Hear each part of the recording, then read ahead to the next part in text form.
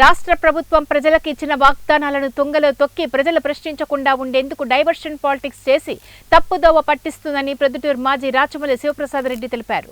ఈ సందర్భంగా ప్రొద్దుటూరులో ఏర్పాటు చేసిన మీడియా సమావేశంలో మాట్లాడుతూ తనపై నమ్మకం ఉంచి వైసీపీ రాష్ట్ర అధికార ప్రతినిధిగా నియమించినందుకు జగన్మోహన్ రెడ్డికి ధన్యవాదాలంటూ తెలిపారు. ప్రయత్నం చేసినాడంటే రక్షించే ప్రయత్నం కూడా చేయలే. కనీసం ప్రజలిచ్చిన విరాళాలైనా సక్రమంగా పంచినాడా అంటే తప్పుడు లెక్కలు చూపిస్తా ఉన్నారు. అగ్గిపిట్టలకు కొవ్వొత్తులకు 26 కోట్లు రాసినారు. పులిహోర ప్యాకెట్లకు 360 కోట్లు రాసినారు. అసలుకి ఇది రాష్ట్ర ప్రజలు ముక్కును వేలేసుకుంటున్నారు. కొవ్వొత్తులకు ఏంది 26 కోట్లు, పులిహోర ప్యాకెట్లకు ఏంది 360 కోట్లు. ఈ లెక్కలన్నీ ఏంది అసలుకు? కేంద్ర రాష్ట్ర ప్రభుత్వాల వైపు నుంచి వారికి అందాల్సినటువంటి ప్రయోజనం శూన్యం. ఈరోజు గుంటూరు కలెక్టర్ ఆఫీస్ దగ్గర కొన్ని వందల వేల మంది పడిగాపులు కాస్తా ఉన్నారు.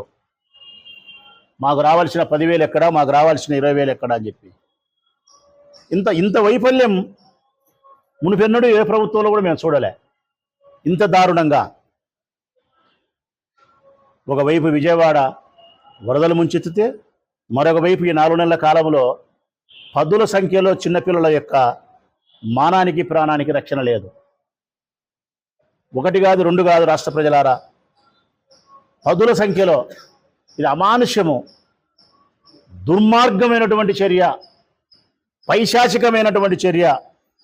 5, 6, 7, 8, 10 సంవత్సరాల ఆడపిల్లలను మానభంగం చేసి చంపేస్తున్నారు.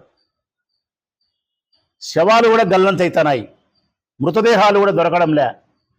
ఈ ప్రభుత్వం నిమ్మకు నీరెత్తినట్టుంది, గాలి కుదిరేసింది లా అండ్ ఆర్డర్ను. స్త్రీల యొక్క